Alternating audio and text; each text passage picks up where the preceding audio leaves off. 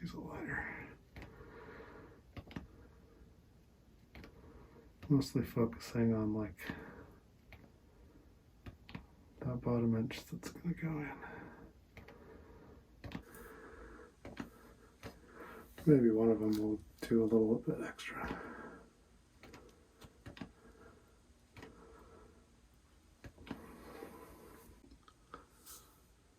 Alright, tonight I'm inoculating some fresh grain jars. First, always clean up your work area first.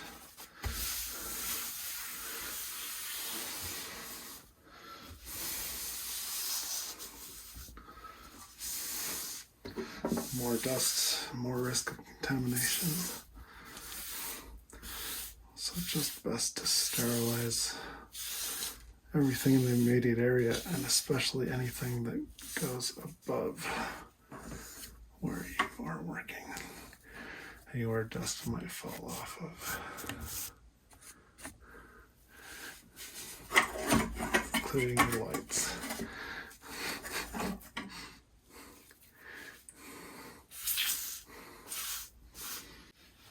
Give it one more pass with some cleaning wipes.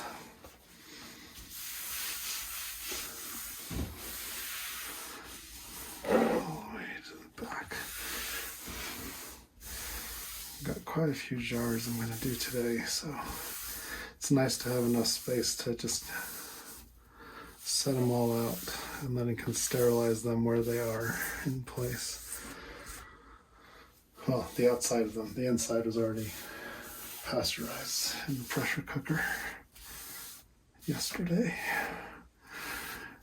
And the best, from what I understand of grain prep, there is a couple different ways that people like to do it. And one of them is to soak the grains overnight and then boil them, I think just for 10 minutes or something. Or maybe it was still boil for an hour. And then they're ready to go. But you can just go straight to boil for an hour and then go straight to pasteurizing, which saves a lot of time. And that is what I'm trying for this go around. Alright, so I've sterilized that.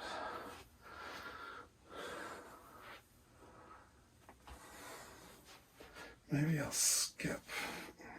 A lot of times I'll even wear eye protection because I feel like I am the biggest risk of contaminating everything. So I'll also have a hat that I'll wear. So I'll spray that down too. This is just 70% isopropyl rubbing alcohol, which you can also just spray the whole area to disinfect again. So now I've got that. Letting that dry for a second before I put it on.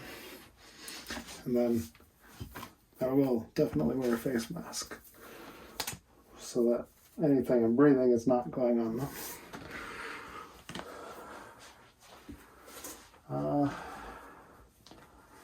Even if you can take a shower before you go into doing this, that's an awesome idea. I'm not going to do that today. I'm just going to put on a long sleeve shirt.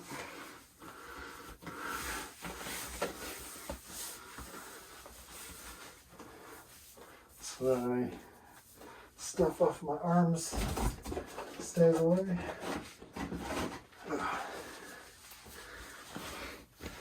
Then I'll get some gloves.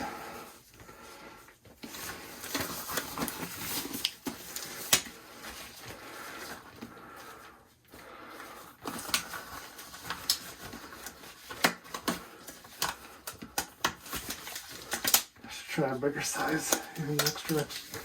Or no, these are just XLs maybe. Always rough. I'm lucky if I don't break them. Okay, so I got something covering our arms mostly. Hands are covered. Disinfect. That spray bottle of rubbing alcohol is very handy for everything. Okay. We'll probably spray the hands down a couple times. And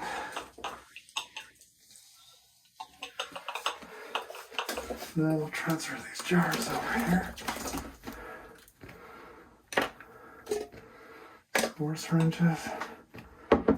1 strain will go in the large jars. I accidentally prepared double the grains. So I used whatever jars I had, made some more of these self-sealing lids. It's just some silicone over a hole and some pillow stuffing in another hole for a vent. So I made those real quick last night for the little jars too, because it's definitely the easiest way to avoid contamination. Alright.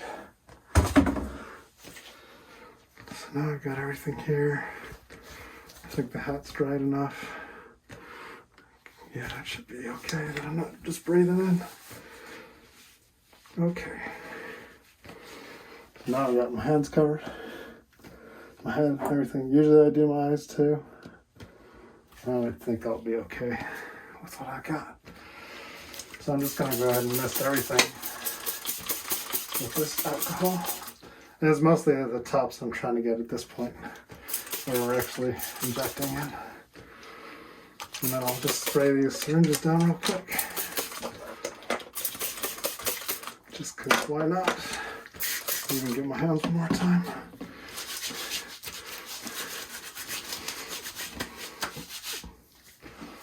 And we'll just let that all dry for a minute.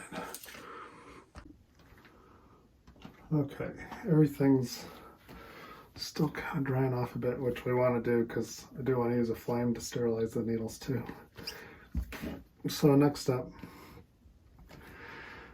could be look at your syringes. See how it's already very kind of mixed into the water here. So that's pretty good. I'll still shake it up some more. Just break it up as much as possible. And then let's check the other one too. Yeah, there's some slightly larger chunks in this one. So yeah, just want to try and break those up as much as possible so that you know it's all as uniformly distributed throughout the syringe as possible.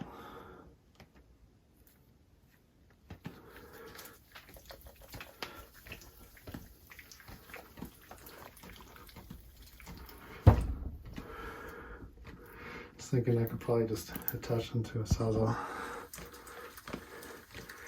since it's the same motion. Might as well shake them both.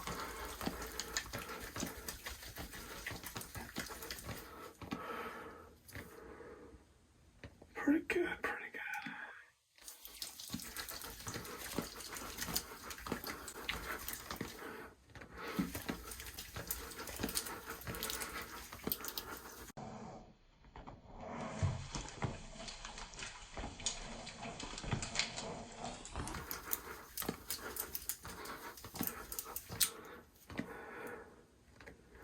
Yeah, that might be good enough anyways.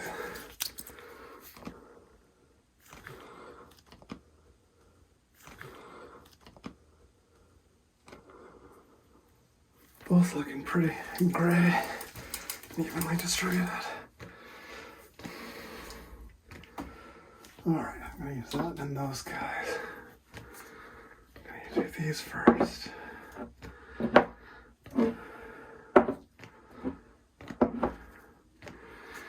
And I feel like you actually need less from your spore syringes when you're using rye grain jars rather than PF Tech. These are 1 quart jars, which is the bigger ones. If you're doing PF Tech, you're usually using these little guys, closer to 240 milliliters. But yeah, I just figured since I needed more jars, I didn't have any more quart size ones, so like I said, I made some more lids for the little ones, grabbed some others from the pantry, which the quart-sized lids fit on these other jars too. Alright, so that's all pretty well mixed up.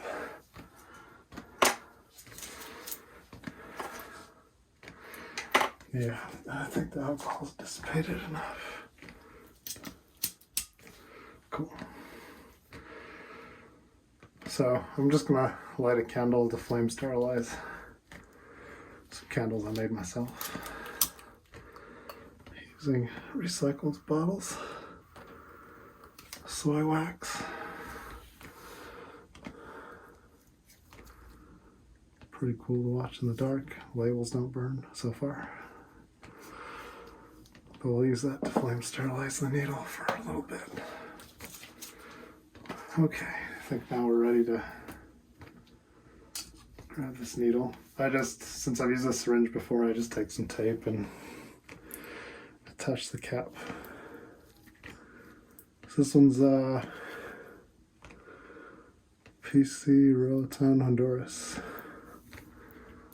from mushrooms.com, I believe. Give it one last shake, since I don't want to shake it really once we open it. I suppose you could still shake it with the needle on, it's just higher risk of actually losing some too. So you just take off the cap, screw on the needle, and that's ready to go. I'll just take this candle for a minute still. Try to sterilize about the length of the needle that's going to go in there, so you don't really need more than an inch or so.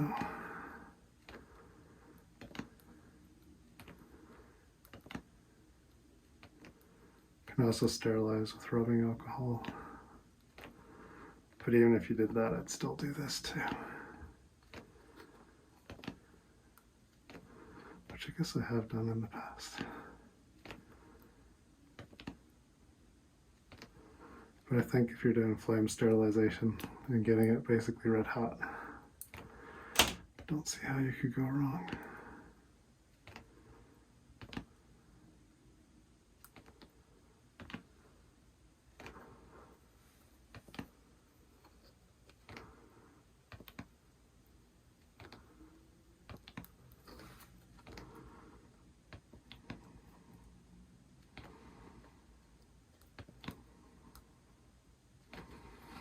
Okay, I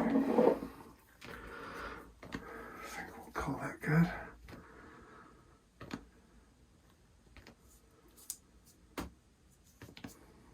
Give it just a second to cool.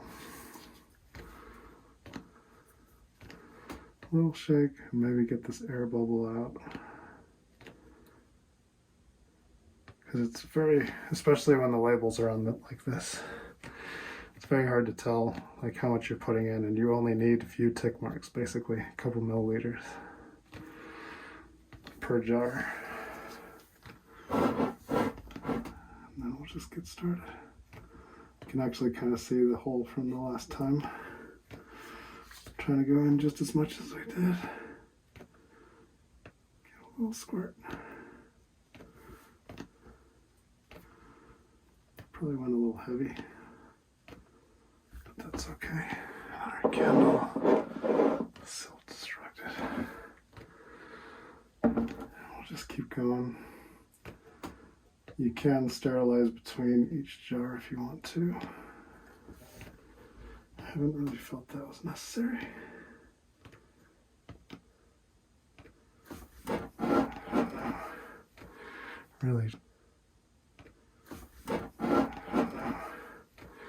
Really just a couple drops, if you can even see. That's all it takes. So I've done that. Okay. Try and do it closer.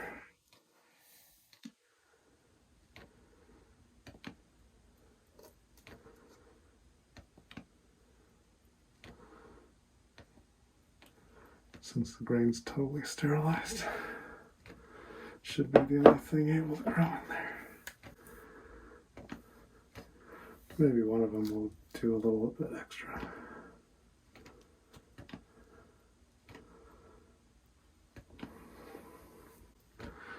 And that's it. I usually leave a little air pocket so it's easy to shake again the next time. Take the needle off, drop it in there. Get your cap back on. There, and that's those 4. We'll get them in I've got a slightly heated spot, just a couple degrees, at the ideal temperature to keep an eye on those. I think the next time I have to touch them is in a week. You want to shake them to make sure that all the grains stay free. Now I'm just going to repeat that same process for all the rest of these, and I'm probably just not going to say anything. Maybe we can do a few zoomed in a bit here.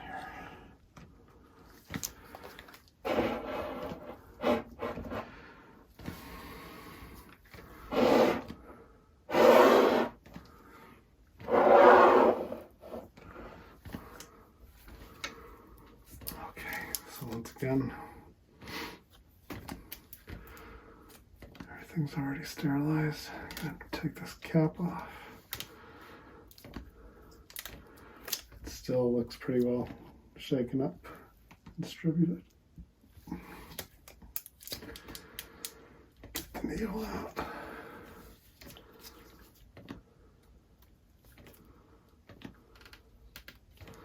Alright, so I guess the candles do not like being tipped on their sides, so that didn't work. Really? So this time I will just give a little rubbing alcohol.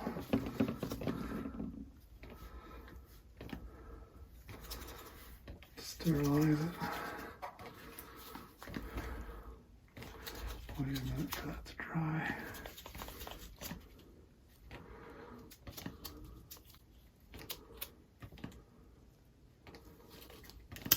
And this time I'll just use a lighter. Mostly focusing on like that bottom edge that's going to go in. But you can go a little higher if you like. I just wouldn't get too close to the plastic.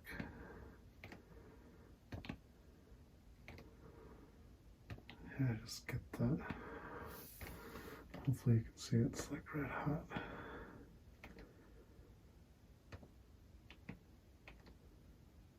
Guess it might be a little tricky to see. But yeah, that's plenty sterilized. Let it cool for just a second. Can try and keep the spores mixed up too.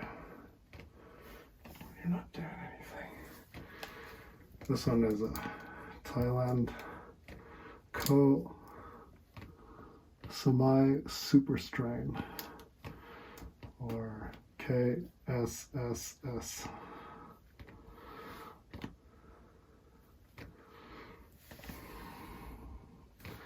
Alright, let's get this over with. May have made the holes on these ones a little snugger. Make sure I'm in. Just a little list.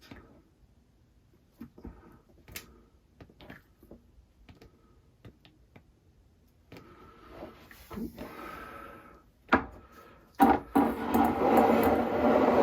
Try to have them organized. Go ahead and pop this on. These are kind of overfilled, so we're going to mostly look at the needle gauge. Just give it a couple.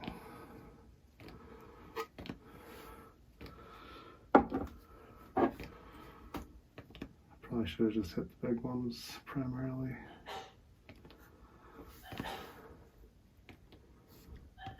Maybe we'll be able to see on this side. Yeah, see it trickling down. Try to aim it towards the middle a bit too. probably overdid it. Here's an easy to see one.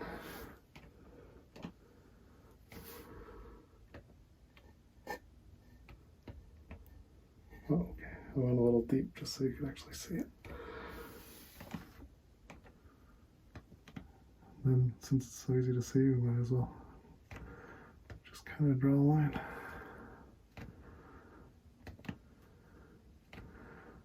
And I'll give this one a bit more. Alright, and then these little guys, just kind of do a blind couple drops.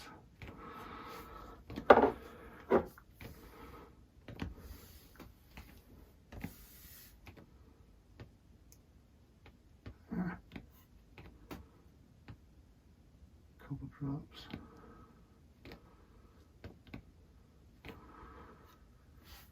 So I guess I kind of push with the top finger, and then I kind of hold friction with this other finger while I'm holding it at the top too. It feels very controlled. I think I did that one already. Let's zoom out before we're all done.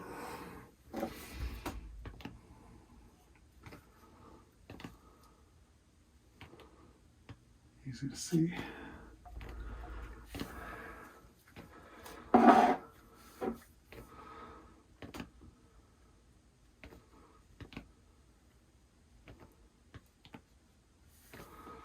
Last one.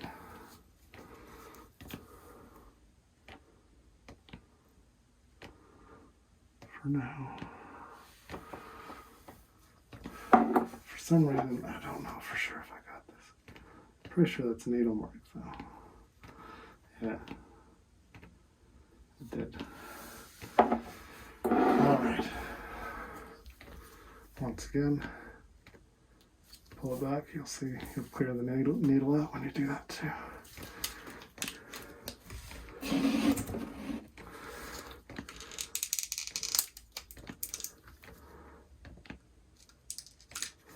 Needle back in the holder.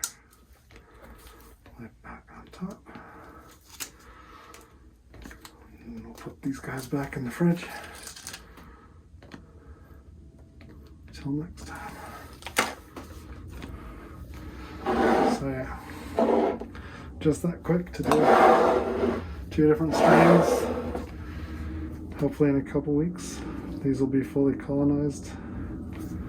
And we're moved on to the next process. For now, I'm going to let them dry right here. And then